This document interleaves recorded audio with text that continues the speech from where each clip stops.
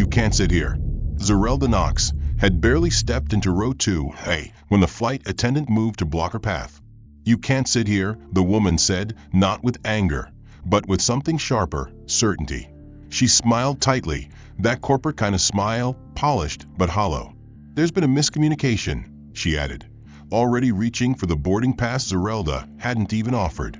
"You may have been assigned to another section." Zerelda said nothing. She had heard that tone before, calm, clipped, covered in professionalism, but soaked in condescension. Around her, the cabin shifted. Passengers glanced up and then looked away, performing that polite kind of blindness people use when they know something wrong is happening but don't want to be part of it. One man smirked behind his newspaper. Another woman reached for her phone, not to record, but to scroll. The ticket in Zerelda's hand said first class, bold and undisputable. But that didn't seem to matter here. Not when you looked like her. She hadn't demanded anything. She hadn't raised her voice. She hadn't even asked for help with her cane. But she didn't fit the image they had in their heads. She wasn't young. She wasn't thin. She wasn't white. And that was all it took. What began as a misunderstanding would become something else entirely. A slow, humiliating spiral dressed up as customer service.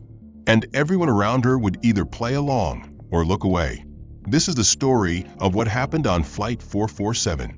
The story of how a single seat turned into a battlefield. How a quiet woman became a symbol. And how power, when provoked, doesn't have to shout to make itself heard. This is episode 1 in a series about what happens when people underestimate the wrong woman. Like, if you feel the tension already building, subscribe for more stories that start with silence and end with justice. And in the comments, tell us, what would you have done, sitting in her place? The moment Zerelda Knox stepped into the cabin, the energy shifted. Not in a loud, dramatic way, but subtly, sharply, like a glass of water placed just slightly too close to the edge of a table. Her gait was careful, weighted not just by her age or aching knees, but by a kind of pressure no seatbelt could restrain. She wore a dark plum trench coat, modest jewelry, and a wide-brimmed hat that she removed with gentle grace. Her presence wasn't flashy, but it was poised, purposeful. And for that, she didn't receive admiration. She received suspicion. The flight attendant near the front, Bryn Halston, took one look at her and offered a smile so thin it could cut. "Oh dear," Bryn murmured with a mock-concerned tone, loud enough to reach several ears nearby. "Looks like the stairs weren't very kind to you." It wasn't a question. It was bait. Zerelda didn't respond. She simply adjusted her scarf, ignoring the sting. She reached for her carry-on, but her arm moved slower than usual. Arthritis did that. She didn't ask for help, but she hoped, quietly, that help might be offered. Instead, Bryn folded her arms and turned to a younger man in a designer hoodie waiting behind. "If we don't push off soon, we'll be spending Christmas on the tarmac," she said with a smirk, loud and clear. The man chuckled under his breath. Zerelda still said nothing. Her silence wasn't because she hadn't noticed. It was because she had. With effort, she lifted her bag into the overhead bin, wincing only slightly. Her fingers curled with careful precision, fighting through the stiffness in her joints. Bryn made no move to assist. Just watched, judged, calculated. As Zerelda finally eased into seat 2C, Bryn leaned over, glancing down at the boarding pass still in Zerelda's hand. "Huh," she said flatly, "first class. Lucky day." The words dripped with something too sour to call sarcasm. From 2 rows behind, a woman whispered to her seatmate. She must have used miles. No way she paid full fare. Her companion chuckled. Zerelda closed her eyes briefly, steadying her breath. She wasn't new to this, but she had hoped, foolishly, that dignity might travel better in first class. Bryn moved down the aisle without another word, her heels clicking with self-importance. But the look she left behind lingered, like a warning. This wasn't going to be a peaceful flight. This wasn't going to be polite. And it was only just beginning. The flight had barely leveled off when Bryn returned with a tray of safety kits, her posture exaggerated and purposeful. Most passengers received their items with quick, impersonal efficiency. But when she reached row 2C, she stopped with theatrical flair, pulling a child-sized life vest from the bottom of her tray with 2 fingers, as if it were something precious or comedic. "Here we go," she announced with a smile that didn't touch her eyes. "This one might motivate you to get in the pool, just in case we go down over water, you know." Her tone dripped with insincerity as she held out the miniature vest toward Zerelda. Zerelda blinked, clearly puzzled. "That's not the standard vest, is it?" she asked, her voice calm, but slower this time, a quiet fatigue pressing on her for more than just physical pain. "Oh, it fits someone," Bryn chirped, then leaned in slightly. "Just maybe not you. Kidding." She let out a fake chuckle before tossing a regulation-sized vest onto Zerelda's tray table with a soft thud that still managed to humiliate. The businessman in 1B laughed again, this time louder. "At least she floats," he muttered, not bothering to hide the derision in his voice. Zerelda heard him, but said nothing. She stared at the vest as if it were a warning flare. Something told her this was only the beginning. About 20 minutes into the flight, Zerelda reached for her pill organizer from her purse. It was the same one she had used for years, divided by color-coded compartments, each one labeled in faded permanent marker. As she took out a small bottle of metformin and began pouring water into a plastic cup from her seatback, Bryn swept in out of nowhere. "Whoa," she exclaimed, loud enough for 4 rows to hear. "Are those safe to open in a pressurized cabin?" Zerelda looked up, confused. "Excuse me." "Just saying," Bryn continued, motioning to the pills in her palm. "You never know what might trigger cabin pressure when sugar levels start popping.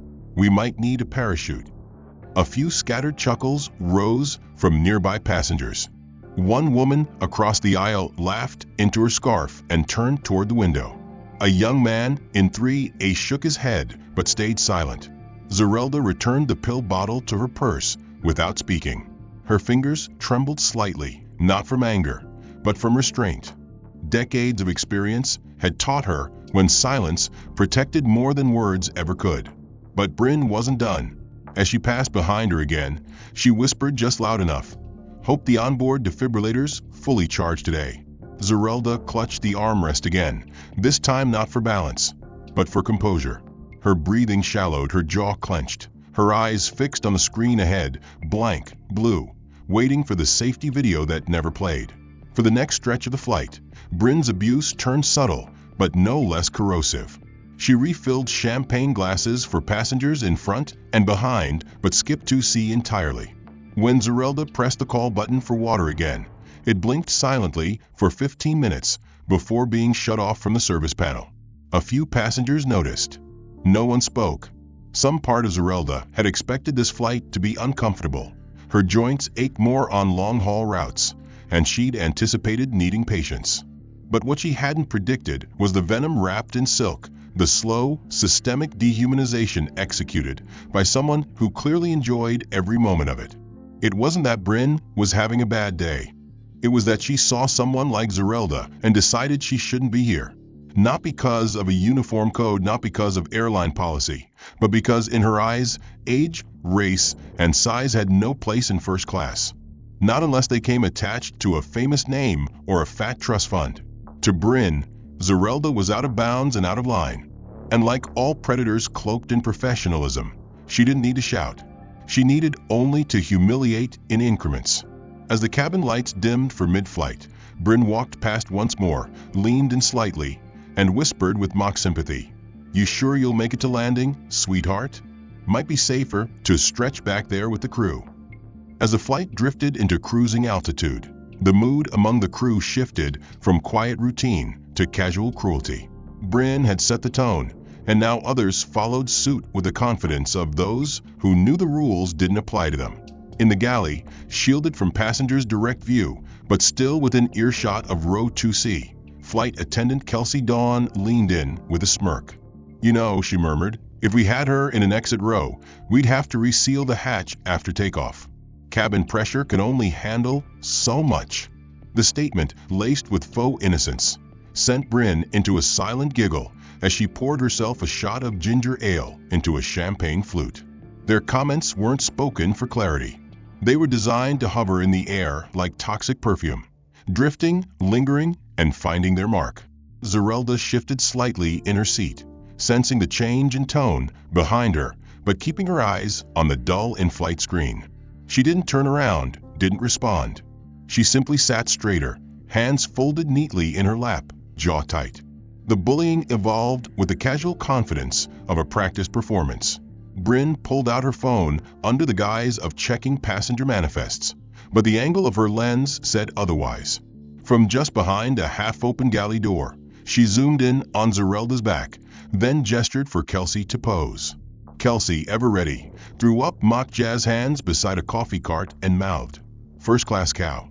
One click, a flash of blue light. The photo was sent instantly to the crew's private group chat, followed by a second picture.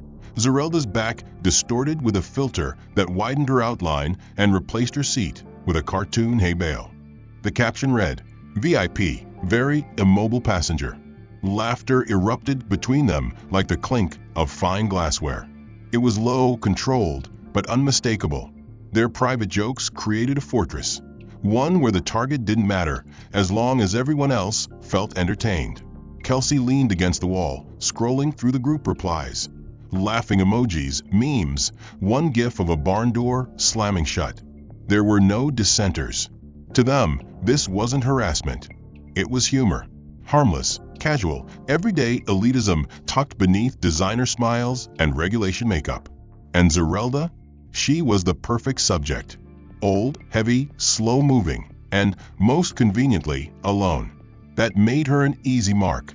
That made her safe to mock. Bryn returned to the aisle moments later with a forced cheer in her voice. "Is everyone comfortable? Any turbulence so far?" she asked rhetorically, but paused for just a second too long beside Zerelda's seat. She smiled tightly, and in a voice only she and Kelsey could hear, added, "Some of us bring the turbulence with us, don't we?" Then she continued down the aisle without waiting for a reaction. Zerelda inhaled, eyes forward. Her fingers gripped the armrest with a quiet steadiness that no one noticed. Not because it wasn't there, but because they didn't want to. It was easier to see her as a prop in their comedy than a person with a past. The subtle harassment continued. Kelsey walked past, pretending to trip slightly near Zerelda's row, then exhaled loudly and muttered, "It's like navigating around a blockade."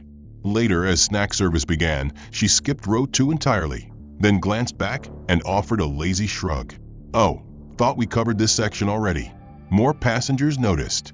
Some smirked behind newspapers or adjusted their AirPods. Others averted their gaze, busying themselves with seat bag games or pretending to sleep. No one intervened. The cabin had silently agreed. It was easier to ignore than confront. And Bryn, watching it all unfold from behind her professional posture, smirked knowingly. Zerelda remained still. She hadn't said a word since boarding. Her body hurt, her pride ached, but she remained seated, dignified, unbroken. Not because the attacks didn't sting, but because reacting would give them something more to twist, another excuse to label her difficult, disruptive, aggressive. She knew the game. The thin veneer of professional courtesy finally shattered mid-flight, when Bryn, emboldened by the lack of consequences and the quiet approval of her peers, decided subtlety was no longer necessary. As she walked down the aisle during her scheduled cabin check, she paused abruptly in front of 2C, her gaze fixed not on Zerelda's comfort or safety, but on the small pill case protruding from the seat back pocket. "Excuse me," Bryn said loudly, drawing attention from nearby passengers. "Do you have a medical certificate for those medications, ma'am?" Her voice rose with affected concern, but her eyes gleamed with performative malice. "It's protocol for high-risk passengers. We wouldn't want to reroute the flight for a heart attack or stroke, would we?" The cabin quieted. One row ahead, a man stiffened. Another across the aisle raised his eyebrows. Everyone heard it. Zerelda turned toward Bryn, her voice calm but clearly weary. "They're prescription medications. I've carried them on flights for years." She reached slowly for the organizer in her purse, her knuckles pale from the grip. But Bryn reached faster. Without asking, she grabbed the bag off Zerelda's lap, unzipped it roughly, and pulled out the container. The zip gave a sharp tear. "Let's see what we have," she said, flipping the case open as if it were contraband. No labeling, no cooling pack, no doctor's note. Not good. Zerelda tried to speak, but Bryn turned away and knelt dramatically to examine the small bottles, holding one up like evidence. Unsealed cap. These could be anything, she announced. She turned her head toward the galley. We'll have to report this to the captain. Passenger traveling with unidentified substances. The implication hung in the air like a dropped accusation in court. And then, as if to punctuate her false urgency, Bryn accidentally fumbled one of the bottles. It bounced off the tray and clattered onto the floor, rolling beneath the next row. She didn't retrieve it. Instead, she looked at Zerelda with a shrug. Oops. Must have slipped. Probably expired anyway. Zerelda said nothing. Her chest rose and fell in measured rhythm, but her silence was no longer just composure. It was disbelief. The line had been crossed, not privately, not through whispers or texts, but openly, publicly, and no one stopped it. Kelsey stood just inside the galley, watching.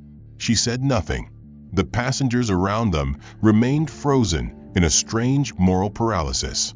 Some turned away, others leaned slightly toward the aisle to catch the spectacle, their faces unreadable. Bryn wasn't done. She reached back into the bag, rummaging through personal items, tissues, lotion, hand sanitizer, then yanked out a folded document.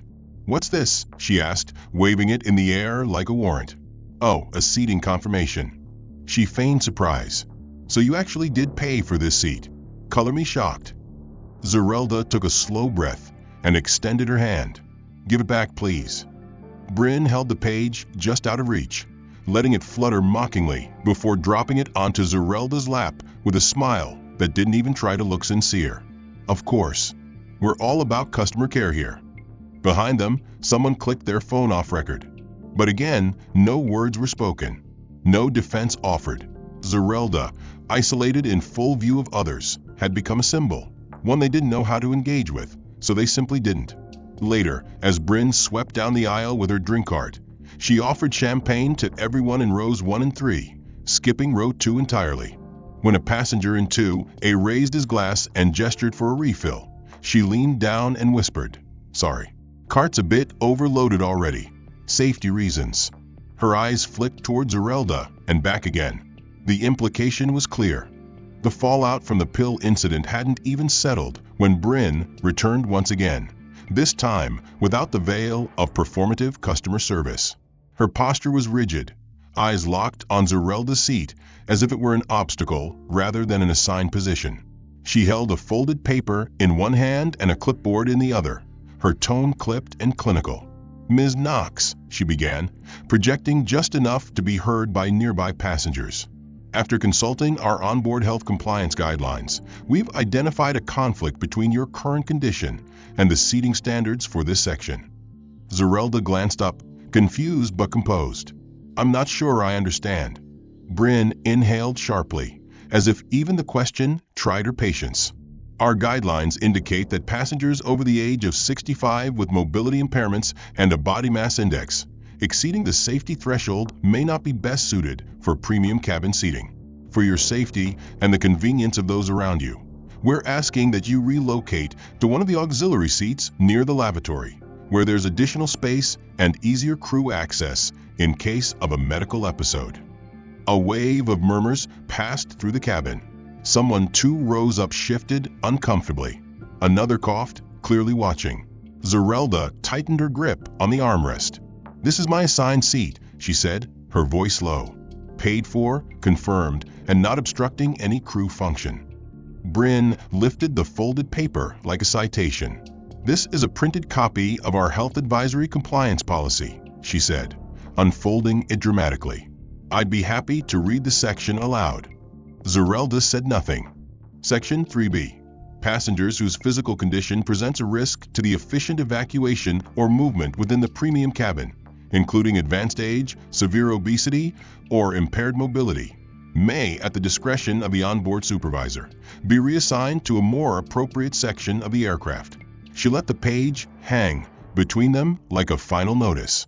"You're targeting me," Zerelda said, still steady, but now quieter, almost as if testing her own words in real time. "No, ma'am." Bryn replied with feigned politeness. "I'm protecting the experience of everyone on board, including you." Without waiting for consent, she stepped aside and gestured to the junior attendant, who approached with an awkward smile and a seatbelt extender in hand.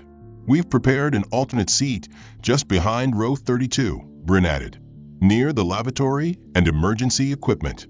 It's wider, less crowded, and frankly, more practical for someone in your situation." Zerelda didn't move. The tension around her solidified, like cabin air growing heavier. Even the sound of the engines seemed to dull. Her pride, already weathered by years of systemic microaggressions, now faced its most blunt, undisguised assault. She looked at the junior attendant, who was now fidgeting, clearly unsure whether she was assisting or enforcing. When no one moved, Bryn stepped in closer and lowered her voice, though still loud enough for bystanders to catch fragments.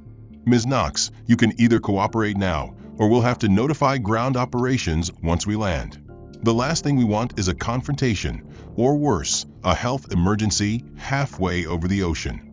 Zerelda exhaled slowly, eyes forward, lips pressed into a flat line. She knew that refusing would escalate the situation in ways she couldn't control.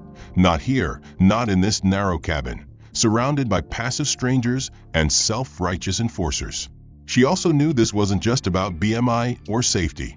It was humiliation dressed up in policy. And she had seen it before. From the corner of her eye, she noticed a man across the aisle. Young, maybe early 30s, look down at his tray and then shake his head. But he said nothing. After 30 seconds of silence that felt like hours, Zerelda placed her palm on the armrest, winced as she pushed herself to stand, and carefully rose from her seat. Bryn immediately gestured for the junior attendant to lead the way, and the two began walking down the aisle. Every pair of eyes seemed to follow, though few made contact. Some pretended to sleep. Others stared straight ahead, but none intervened. Bryn walked closely behind, offering commentary under her breath. "This is for the best. We've had passengers collapse before. It's not worth the risk." As they reached the back section, she pointed at the last aisle seat near the bathroom and storage bin. "There. Plenty of room. No one will be disturbed." As the minutes ticked by, the sting of humiliation settled deep into Zerelda's bones, heavier than the throbbing in her knees. Her new seat, wedged between the lavatory and the galley, was barely functional. The cushion was thin, the armrest creaked when touched, and the air vent above blew directly into her face like an insult. But worse than the discomfort was the knowledge that she had been moved not for safety, but for show. She sat straight, hands folded, dignity intact. But around her, the audience had begun to stir, not in sympathy, but in ridicule. 2 rows ahead, a young woman with pastel-dyed hair and a puffy designer hoodie tilted her phone toward the aisle and recorded a short video. The screen caught Zerelda's hunched frame, the awkward proximity to the lavatory door, and the junior attendant glancing away nervously. The girl added a sound clip from a trending audio meme and whispered gleefully to her phone, "When Grandma tries to cosplay a VIP." Her finger hovered before she hit post. The algorithm would love it. Her followers would love it more. A few soft chuckles rippled across the cabin. Someone near the emergency exit let out a sharp snort and tried to mask it with a cough. On the aisle, a man in business casual leaned sideways to whisper to his colleague, "This is why we used to have standards. People like that didn't get this far." His voice wasn't raised, but it didn't have to be. In the galley, Bryn leaned casually against the cabinet, sipping mineral water from a glass, like she owned the sky itself. Kelsey showed her something on her phone, likely the meme, and they shared a quiet laugh. Their faces betrayed nothing in front of passengers, but the barely there smiles said it all. They weren't just getting away with it. They were enjoying it. One man, mid-40s, white, with the air of generational wealth and a Rolex that shimmered under cabin lighting, remarked to the woman next to him, "Back in the day, you'd never see someone like her in the premium cabin. She'd be on a Greyhound at best." The woman chuckled politely, adjusting her silk scarf as if to remind herself she wasn't like her. Zerelda heard it. She heard all of it. Every smirk, every whisper, every phone camera click trying to be discreet. They weren't watching a person anymore. They were watching a spectacle. No one asked if she needed water. No one noticed that the footrest under her seat was broken, or that the cabin air was too dry for her asthma. No one asked if she was okay after being moved. Because to them, she wasn't a woman who had earned her place. She was a punchline in a joke that wasn't even funny. Even worse, the shame was silent, draped in the passive-aggressive nonchalance of the privileged. It was a kind of cruelty that left no bruises, just bruised silence. At one point, a child, no more than 6, wandered out of his seat and stopped in front of her. He stared, head tilted. "Are you sick?" he asked plainly, without malice. His mother rushed forward, grabbed his arm, and apologized quickly, dragging him away. But not before the boy looked back and added, "She looks like Grandma, but Grandma doesn't fly like this." Zerelda's lips parted slightly, then closed. She said nothing. There was nothing to say. The screen above her showed a moving map. She focused on it, as if memorizing every mile between cruelty and whatever came next. Her breath came slow and deep now, not because she was calm, but because it was the only power she had left in that moment, not to break. No one questioned why a paying first-class passenger, elderly, dignified, and visibly in discomfort, had been relocated to the worst seat on the aircraft. The assumption was automatic. She must have caused trouble. She must have violated some invisible rule. Because people like her didn't belong unless someone rich had brought them along. The only person who seemed to hesitate was the junior attendant. She approached once with a cup of water, but fumbled and turned away when Bryn caught her eye. Her conflict was real, but her fear was greater. By now, the TikTok video had hit nearly 50,000 views. Someone commented, "She looks like she's gonna file a complaint with God." Another wrote, "This is why luxury's dying. Everybody's invited now." Back at the front, the cabin had returned to its curated serenity. Champagne flutes clinked softly. Passengers flipped through fashion magazines. Bryn poured herself another splash from a bottle and leaned over to whisper something to the businessman in 1A, who laughed louder than necessary. The curtain separating first class from the rest of the cabin fluttered faintly as Bryn emerged again, this time with something odd in her hands. Her stride was theatrical, her grin exaggerated, like she was delivering a birthday gift, not a calculated insult. In her grip was a collapsible aluminum crew chair, the kind flight attendants used during takeoff, when jump seats were full. It was worn, scratched, barely padded. And now, Bryn was dragging it straight towards Zerelda. "I spoke with Captain," Bryn said brightly, her voice sharp enough to slice tinfoil. "And given your condition, we think a more ventilated seat might be best. These provide a bit more space and airflow." She gave the aluminum frame a little tap, perfect for managing blood pressure, especially at altitude. Zerelda stared at the object. For a moment, she thought Bryn might be joking, but the attendant just stood there, eyes wide and waiting, as though expecting applause. The junior attendant looked horrified, frozen behind the beverage cart, unsure whether to speak or vanish. Bryn leaned closer. "We even cleaned it off for you. Thought it might suit your needs better than these cramped seats." Her tone was sugar-sweet, but her eyes were ice. Bryn clicked the lock on the frame, unfolding the seat with a practiced hand. It gave a loud metallic snap, startlingly loud in the tight cabin. She motioned toward the space between rows, right next to the lavatory and across from the emergency exit.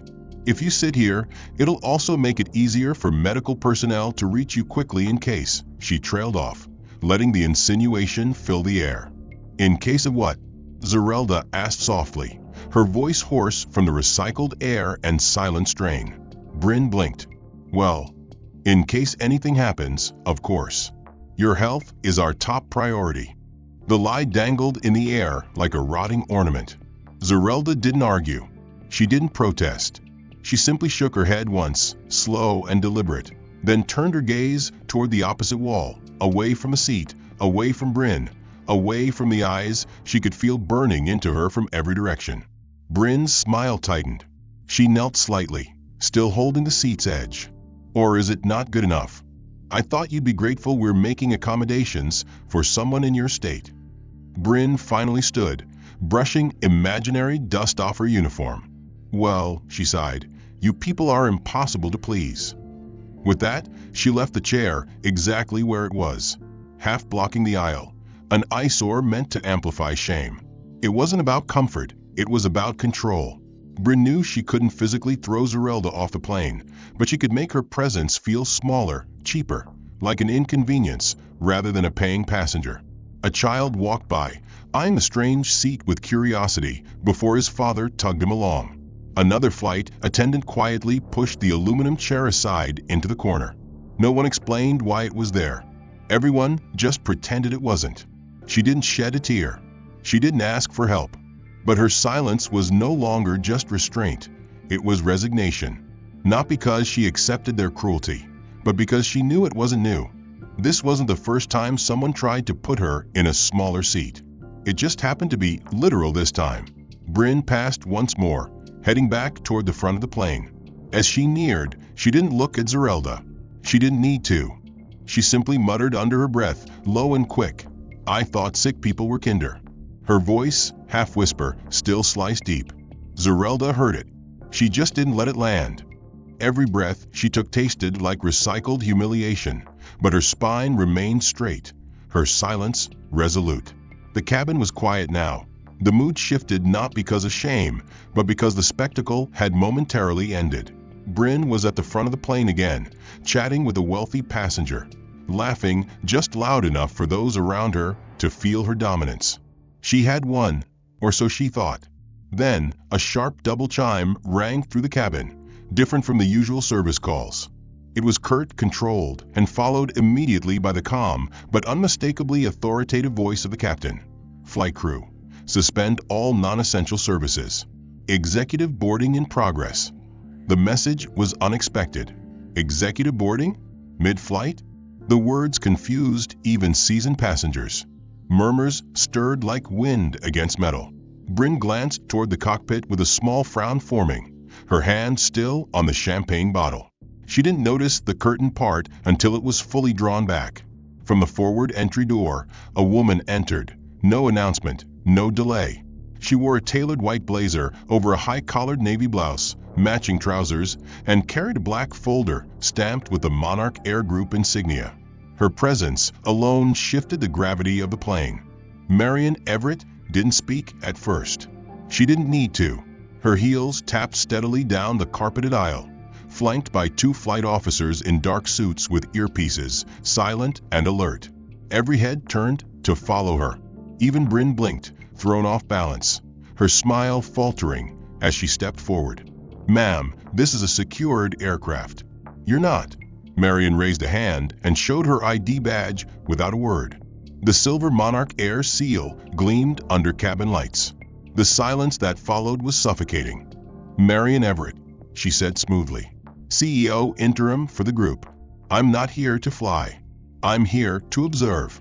And I'm here because this specific flight was flagged." Her voice carried the full weight of boardrooms, strategy sessions, and decades of corporate control. She didn't yell. She didn't need to. She walked slowly past first class, her eyes scanning each passenger, until she reached the curtain separating classes. She pulled it back herself and paused. "Zerelda Knox," she said aloud, her tone suddenly shifting from ice to warmth. "Are you all right?" Bryn froze. The name alone twisted in her stomach. Zerelda turned her head slowly. Her expression didn't show relief or surprise, just quiet acknowledgement. "I've had better flights," she said simply. Marion nodded once, then turned toward the rest of the cabin. "Why is she seated back here?" she asked, her tone now sharp again, eyes trained on the nearest crew member. Kelsey stammered from a few rows away. "We thought it would be better." She mentioned health issues and the aisle access. "No," Marion said, cutting her off. "That woman has more airline safety experience than half the regulatory board. And you placed her beside the toilet." Her eyes narrowed on Bryn, who was already paling, the fake smile melting from her face. "She claimed a first-class seat that didn't belong to her," Bryn blurted quickly. Her ticket seemed unclear. Marion stepped forward. "Unclear? The ticket I personally issued." That hit like a brick. Bryn blinked. "You?"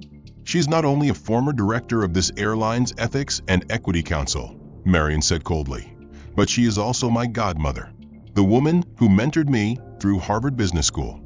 The woman who helped draft Monarch's original passenger dignity protocol. The woman who spent 40 years ensuring that no one, no matter their race, weight, age, or disability, was ever treated as less than human inside one of these cabins. The air was lead-heavy.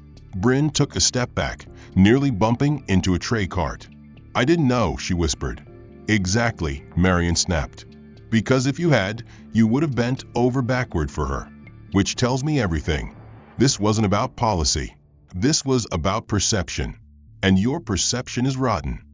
Someone in first class gasped. Another lowered his phone mid-scroll. Even the girl who posted the TikTok quietly locked her screen. Marion turned again to the crew. Effective immediately, I'm pulling everyone involved in this incident from duty. Badge access suspended. Further investigation will proceed with HR and legal. But for now, she stepped aside, gesturing towards Zerelda, whose silence had now become the room's moral compass. Help her back to her seat. Her real seat. Kelsey hesitated but obeyed, stepping forward slowly and extending a hand. Zerelda didn't take it. She rose on her own, slow but steady. As she stepped into the aisle, Marion remained beside her like a shield. The two walked side by side, heads high, past passengers now unsure whether to cheer or shrink. Nobody laughed now. Nobody whispered. One by one, they moved aside, ashamed. A businessman who had once chuckled into his wine now stared at the floor. A teenage girl closed her TikTok app entirely. When they reached seat 2A, Zerelda paused. Marion touched her arm gently. You can sit, or we can deboard this entire crew and restart, she offered. Your call. Zerelda nodded once and returned to her rightful seat. A few moments passed before she said, without looking back, I think I'll enjoy the rest of the flight in peace. Marion turned to the aisle one last time. So will the rest of us. Then she left, no dramatic exit, no sweeping statement. Just the quiet power of someone who had already done enough damage to the people who deserved it most. The silence that followed Marion's exit wasn't peaceful. It was crushing. The plane glided smoothly through the sky, but everyone inside could feel the turbulence that had nothing to do with weather. Every member of the cabin crew moved like they were walking through glass.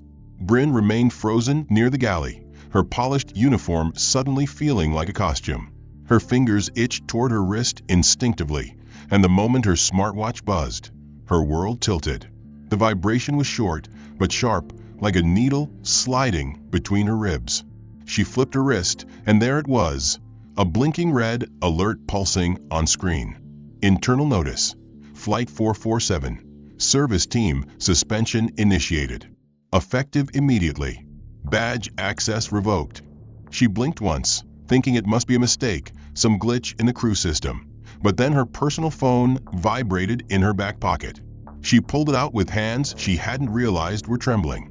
The lock screen showed over 30 notifications, crew app, internal email, 2 missed calls from her union rep, and worse, push alerts from a private Telegram channel used by off-duty flight attendants. The channel name now had a trending hashtag next to it. Hashtag the Knox flight. She clicked it. Her heart dropped. It was already everywhere. A still image from just 30 minutes ago showed her smirking as she held the aluminum crew seat, angled toward the camera like a grotesque trophy. Someone had screenshotted it from a passenger video, zoomed in, and added the caption, "Congratulations, Bryn. You played yourself." The post had over 6,000 reactions, angry emojis, laughing ones, and a comment thread spiraling out of control. Another crew member had already posted a link to a video taken during boarding. Bryn snatching the medication bottle from Zerelda's purse. A third clip showed her dismissing Kelsey with a mocking wave when the junior attendant hesitated. But the worst was yet to come. A former crew member posted anonymously. She did the same thing to a cancer patient last fall. Made her move to the back because her scarf looked too casual for first class. I reported it. HR buried it. The replies were fast and brutal. She screamed at a Gulf War vet with PTSD in 2021. I saw it. Remember the man with Parkinson's who got denied boarding? That was her. 3 verbal complaints. No one listened. They will now. Bryn stood there reading each message, her vision tunneling. Her ears rang. She tried to steady her breathing, but the air felt thinner than it had all flight. Her name was no longer a person. It was a cautionary tale. She turned toward Kelsey, her voice low and raw. "We can still fix this. Tell them we didn't mean." Kelsey stepped back. Her face was pale, her eyes glassy. "I'm already flagged too," she whispered. "They suspended me." "But I didn't," she trailed off. Guilt pressed into her like cabin pressure in a rapid descent. Meanwhile, the rest of the crew stared blankly into the distance, watching their futures unravel in real time. In first class, the ripple of realization had begun to spread among the passengers. The businessman who had once snickered now sunk deeper into his seat. The TikTok girl who posted the clown emoji quietly deleted her video, but it was too late. Screen recordings were already circulating. A PR assistant flying standby in row 5 sent a mass email to the airline's communication team. "You need to prep a public statement. Now." 2 rows ahead, the man in 3B, the quiet one with the beige suit and watch that didn't belong to any civilian, tapped a message into his tablet. "Flight 447 confirmed. Ethics breach escalated. Recommend full board level review. Names: Bryn Halston, Kelsey Dawn," attached with timestamp media. "Action immediate." He hit send. The cockpit pinged. The captain received a private alert from corporate. "Do not let the flagged crew deplane with general passengers." Internal affairs would be waiting at the gate. Back in her seat, Zerelda said nothing. She watched nothing. Her gaze remained steady, pointed toward the window, where the sky stretched endlessly, quiet, blue, honest. She didn't smile. This wasn't victory. This was justice, overdue. She felt no pride in watching them unravel, only resolve. Marion's words echoed in her mind. This wasn't about protocol. This was about perception. And your perception is rotten. That truth, once spoken, could never be unspoken. A senior stewardess, who had flown with Bryn years ago, commented anonymously in a thread. She was protected. Everyone knew she had connections. No one wanted to rock the boat. Another added, "Well, the boat's flipped now." Within 45 minutes, the airline's executive Slack channel had over 80 active messages. Legal, HR, communications, security. Every branch of the organization now mobilized, not because of a lawsuit, but because the rot was public. And it had a name. Bryn looked down at her trembling hands and realized she couldn't feel her fingers. She stumbled toward the cockpit, muttering, "I need to call someone. I need to explain," but no one looked up. Not even Kelsey. The line had been crossed. Not by policy, not by mistake, but by choice. Repeatedly. Systematically. And now it was over. The digital death of her career happened at 38,000 feet, with no seatbelt to soften the fall. The plane touched down with surgical precision, the wheels kissing the runway, as if nothing had happened. But everyone on board knew otherwise. The cabin, once a playground for veiled cruelty, was now tight with silence and shifting guilt. Bryn sat in the jump seat, ghost pale, clutching her lanyard like it might save her. Kelsey hadn't spoken in 20 minutes. The flight crew moved robotically, aware they were being watched from all angles, their every motion now documentation. The moment the aircraft reached the gate, a quiet announcement buzzed overhead, not from the captain, but from ground operations. Crew 447. Remain seated until compliance officers arrive. Passenger disembarkment to begin after clearance. That was not standard. That was protocol for security incidents. A collective tension swept through the front rows. No one stood. No one dared to speak. Within minutes, 2 uniformed agents in dark blue blazers boarded the plane. They weren't airport staff. Their ID tags read Federal Compliance and Aviation Ethics Division. They didn't smile. One of them walked directly to Bryn. "Bryn Halston," he said, his voice cold and clear. "You are being removed from this aircraft under order of the Civil Air Accountability Act. You are not to engage with passengers or staff. Do you understand?" Bryn's mouth opened slightly, but no words came. She nodded. Her hands trembled. She stood. Every eye in the cabin followed her. The same people who once laughed with her now looked away. Some stared at their phones. A few didn't even pretend. The businessman who had chuckled earlier now watched in stone silence. A woman who had filmed the TikTok pressed record again, not for mockery this time, but for history. Bryn walked down the aisle slowly, escorted on both sides like a criminal in uniform. As she reached the forward door, she turned back, not toward her crew, not toward the captain, but toward Zerelda. But the seat in 2A was empty. Zerelda was already at the top of the jet bridge, coat over her shoulders, calm, composed. She hadn't needed to watch. Her justice didn't require an audience. On the tarmac, Bryn was led into a private security room. Her badge was scanned, then voided. Her employee ID terminated. Her access to all airline systems revoked.